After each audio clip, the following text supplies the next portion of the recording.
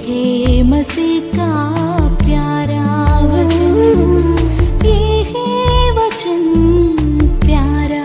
परमेश्वर के धन्य नाम की महिमा हो। प्रभात मनन के सत्र 2216 में आप सभी का बहुत ही विनम्रता के साथ स्वागत करता हूँ। आइए आज मनन के लिए हम पढ़ते हैं याकूब अध्याय 1:16। है मेरे प्रिय भाइयों, धोखा न खाओ। याकूब इस आयत में मसीहियों के संबंध में महत्वपूर्ण एक चेतावनी दे रहा है। उन्होंने क्यों बताया है कि है मेरे प्रिय भाइयों धोखा न खाओ? क्योंकि हम धोखा खाने की पूरी संभावना है। कैसे? कल के मनन में मैं आपसे कहा था कि हर एक मसीह विश्वासी में दो मनुष्यत्व है। एक उसका आत्मिक मनुष्यत्व जो है पवित्र आत्मा से उत्पन्न, उसका भीतरी मनुष्यत्व। रोमी 7:22 पढ़िएगा। पवित्र आत्मा से उत्पन्न हमारा भीतरी मनुष्यत्व चाहता है कि हम परमेश्वर के वचन के अनुसार परमेश्वर को प्रसन्न करने वाला एक जीवन बिताए। हमारा दूसरा मनुष्यत्व अथवा शरीर को बाहरी मनुष्यत्व कहते हैं। हमारा शरीर पाप से प्रदूषित है और वह हमेशा चाहता है कि हम वो काम करें जो पाप से प्रदूषित संसार को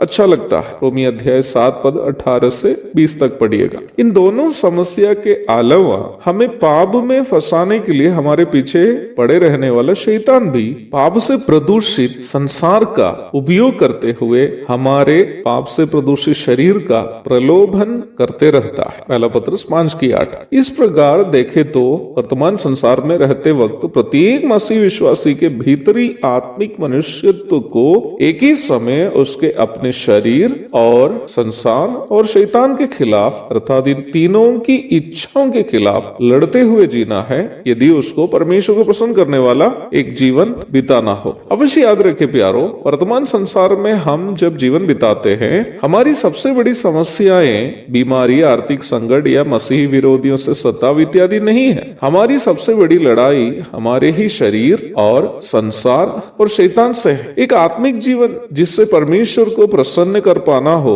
तो हमें प्राथमिक रूप में ये सच्चाई समझना जरूरी है। हमारी सबसे बड़ी परेशानी यह है कि हम जाने अनजाने अपने ही शरीर की पाप में अभिलाषा के कारण शैतान के द्वारा हमारे सामने लाने वाले सांसारिक प्रलोभनों में फंस जाते हैं और परमेश्वर के विरोध में पाप कर बैठते हैं। पाप के बारे में कहते समय हमारे मनों में घिनौने अपराध जैसे हत्या, व्यभिचार, चोरी, कपटता आदि बातें केवल आती है। पर हमें ये भी अवश्य समझना है कि परमेश्वर के खिलाफ अर्थात परमेश्वर की इच्छा के खिलाफ हम करने वाले हमारे परिप्रेक्ष्य के अच्छे कर्म भी पाप ही है। परमेश्वर ने योना नबी से कहा कि निनवे जाकर प्रचार करो, परंतु योना निनवे के बदले तरशीश जाकर प्रचार करना चाहा। तरशीश में योना नबी हत्या, व्यभिचार या चोरी जैसे घिनौने काम करने नहीं जा रहा था, परमेश्वर के वचन का प्रचार ही करना वह चाह रहा था। अवश्य ध्यान दे प्यारो, योना नबी यदि तरशीश में जाकर एक कलीसिया की भी स्थापना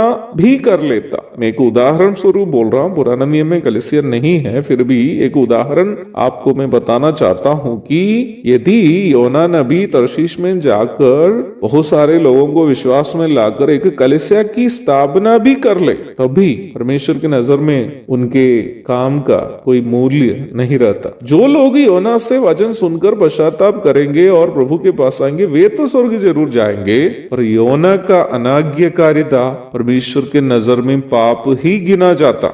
हमें इस महत्वपूर्ण सच्चाई को अवश्य समझना जरूरी है। क्या आप जानते हैं कि शैतान का सबसे बड़ी धोखाधड़ी यही है? क्या है? प्रभु यीशु मसीह ने कहा कि शैतान झूठा एवं झूठ का पिता है, यूहन्ना 8:45। जब पवित्र आत्मा हमें प्रभु के मार्गों में चलाने की कोशिश करता है तो हमें उस मार्ग से भटकाना शैतान का सबसे बड़ा षड्यंत्र है। उसके लिए शैतान हमें प्रलोभनों में फंसाते हैं, झूठ बोलकर, गलत बातें बोलकर, अर्थात गलत को सच्चे के रूप में पेश करके हमें वो प्रलोभनों में फंसाता है और परमेश्वर की योजनाओं से जो हमारे जीवन के द्वारा पूर्ति करना प्रभु चाहता है उसे दूर कर देता है, ताकि हमारा आत्मिक जीवन बेकार और लक्ष्यहीन हो जाए, प्रभु के लिए उपयोगी ना हो जाए। यही शैतान की इच्छा है। इसलिए याकूब हमें चेताता है कि प्रियो धोखा ना खाओ। प्रभु दया करे, विषय जारी रहेगा। तब तक के लिए आपसे विदा हो जाता हूँ। सावधान रहिए, शैतान हमें प्रलोभनों में फंसाकर परमेश्वर जो कार्य हमारे जीवन में करना चाहता है उससे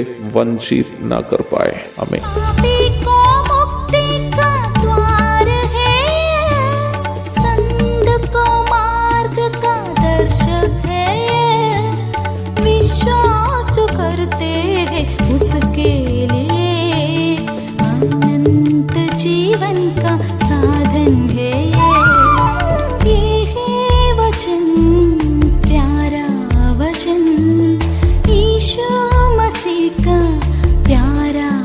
वचन